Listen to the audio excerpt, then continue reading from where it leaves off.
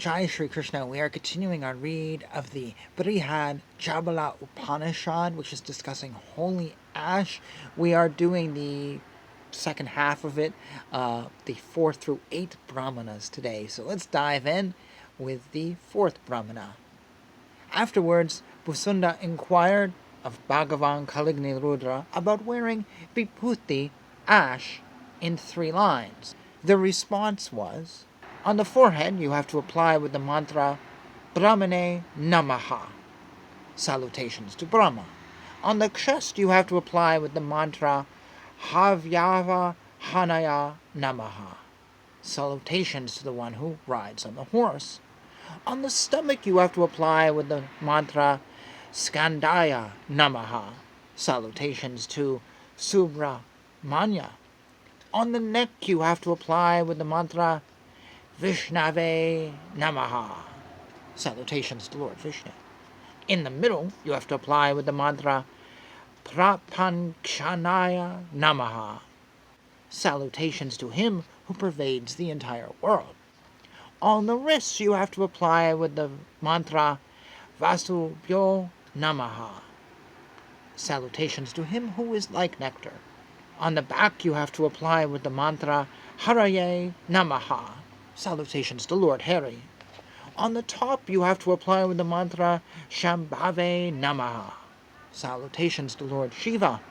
On the head you have to apply with the mantra Paramatmane Namaha, salutations to the Great Soul which is in all beings. In each of these places you have to apply in a set of 3 lines. When we are wearing Vibhuti on the forehead, meditate on the great Lord who has 3 eyes, who is the basis of 3 qualities, and who makes everything visible, in sets of Namaha Shivaya. Apply Vibhuti chanting Pitrubhyo Namaha below the forearm.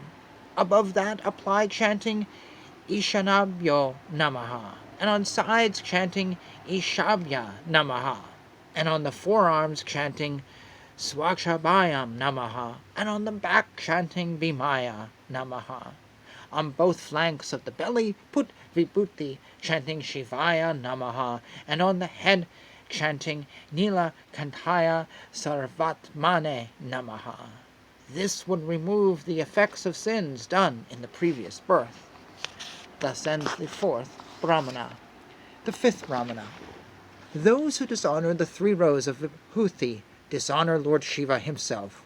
Those who wear it with devotion wear Lord Shiva himself. Similar to a village without Lord Shiva's temple is like a desert. Those who do not wear Vibhuti on their forehead have a desert-like forehead. A life without worship of Lord Shiva is a desert-like life.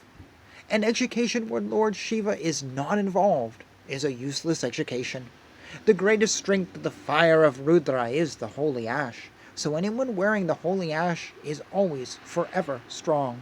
The holy ash which is born out of fire burns off the sins of all Bhasma-nishtas. Bhasma-nishta is one who wears holy ash and possesses clean habits. Thus ends the 5th Brahmana. The 6th Brahmana. During the marriage of Maharishi Gautama, all devas became passionate in their minds on seeing Ahalya. Because of that, they lost their knowledge and approached sage Durvasa and asked him about it. He promised them that he would help them get rid of the sin committed by them because of this, and said to them, once upon a time, by giving the holy ash after chanting the Rudra mantra 100 times, even sins like Brahmahati, the sin got by killing a Brahmin, is washed off. After this he gave them the very blessed holy ash. He also said, because you have heard my words, you would become more splendorous than before. It is said that this holy ash can give rise to all sorts of wealth. In front of it are Vasus, on the right are Rudras, on its back are Adityas, on its left are Viswadevas, in the center are Brahma, Vishnu, and Shiva, and on its sides are the sun and the moon. The Rig Veda mantra tells about holy ash as follows. What is the use of the Vedas to a person who does not understand that thing in whose ether-like perennial form lives all devas and the worlds. Anyone who understands that great matter are the people who have attained that which should be attained. Thus ends the 6th Brahmana. The 7th Brahmana. The king of Videha approached the sage Yajnavalkya and asked, "O godlike sage, please explain to me the way of wearing the holy ash." Yajnavalkya said, "Take Vibhuti ash using the 5 Brahma mantras, starting with Satyo Jatam, chant Agni Rityo Basma. Apply using the mantra starting with Manastokte.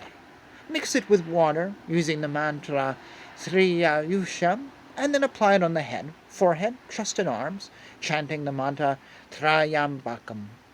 If this is followed, one becomes pure and suitable for getting salvation. He would get the same effect as chanting Rudra 100 times. This is called Bhasma Jyoti. The great sages like Sambhataka, Aruni, Svetaketu, Durvasu, Rupa, Nidhaga, Bharata, Dattatreya, Raivataka, Bosunda, etc., all got free by wearing Vibhuti. Sanath Kumara approached Bhagavan Kaligni Rudra and asked him, "Bhagavan, kindly explain to me the method of wearing Rudraksha." What he told them was that it became famous by that name because initially it was produced from the eyes of Rudra. During the time of destruction and after the act of destruction, when Rudra closed his eyes of destruction, the Rudraksha was produced from that eye. That is the Rudraksha property of Rudraksha. Just by touching and wearing this, one gets the same effect of giving in charity 1,000 cows. Thus ends the 7th Brahmana. The 8th Brahmana. He who reads this Brihat Chabala Upanishad daily would attain the purity blessed by Agni, Vayu, Surya, Chandra, Brahma, Vishnu, and Rudra. The ones who chant Brihat Chabala Upanishad would attain that world where the sun does not dry, where wind does not blow, where moon does not shine, where stars do not twinkle, where fire does not burn, where Yama does not enter, where there are no sorrows, which is full of peace and pure and unalloyed happiness, which is praised by the gods like Brahma, which is meditated upon by great yogis, and from where great yogis do not return after reaching it. This Upanishad ends with the blessing, Om Satya, long live the truth. Thus ends the 8th Brahmana and the Brihad Chabala Upanishad. So it's very interesting how the first 4 of these were all about Bosunda and this conversation, and all of a sudden it switches to a bunch of other stories, Yajnavalkya, who we've met in other Upanishads, and then this marriage of Maharishi Gautama, and then it's written by somebody else. Sometimes I wonder if these Upanishads have multiple writers, because they just sometimes feel like things have been interpolated, whatever. So we have now a complete thing of holy ash for the body, which is worn to this day. You can see stuff online about this. You probably have. I know I've seen tons of websites from ISKCON about where to put stuff and what to say, and here we have the Upanishads. I do not actually know the ritual for putting tilak all over the body. I don't know the mantras. I don't know how mantras that are promoted by ISKCON or other groups match with this. That would be an interesting thing to compare. But anyways, we have now a Vedic source of wisdom on ash, holy ash, on the body, and the power of that holy ash. Thank you for joining me on this Upanishad. And yeah,